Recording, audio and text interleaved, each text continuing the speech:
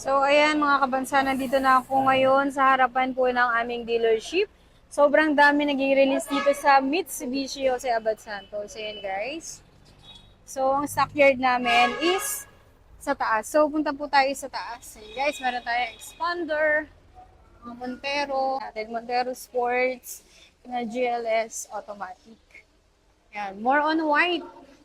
Sobrang dami nag-a-avail ng Montero Sports na color white. And meron din tayo dito ang Montero Sports na GLS color black. Ayan. Yung mga nakapila na yan guys is for release yan today. So, napakadami naming nabebenta dito sa Abad Santos dahil sa sobrang ganda ng promo at ang daming freebies. Ayan. Meron din tayo expander cross. Ayan.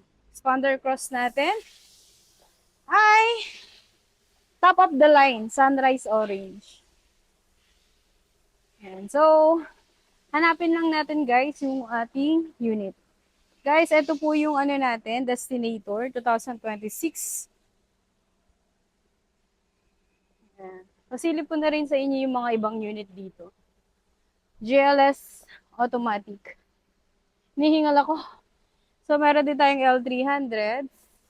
Expander Cross, Green Bronze Metallic. Ating 2026 Expander Cross, Green Bronze Metallic.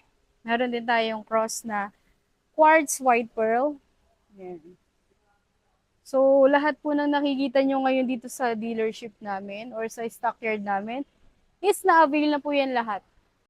Ayan siya guys. Ito po ang ating 2026 Expander GLS Automatic. Ayan guys, papakita ko po sa inyo yung difference ng Expander Cross sa GLS.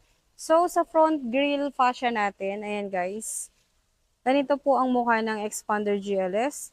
And ang top of the line naman natin is ganito po ang kaniyang front grille. So, ayan guys, kung gusto nyo mag top of the line, konti lang din yung difference.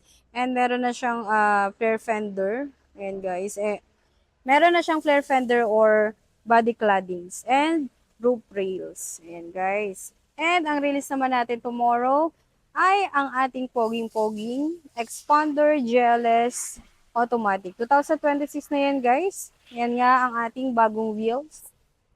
Ayan ang bagong design. So guys, tomorrow ang ating schedule.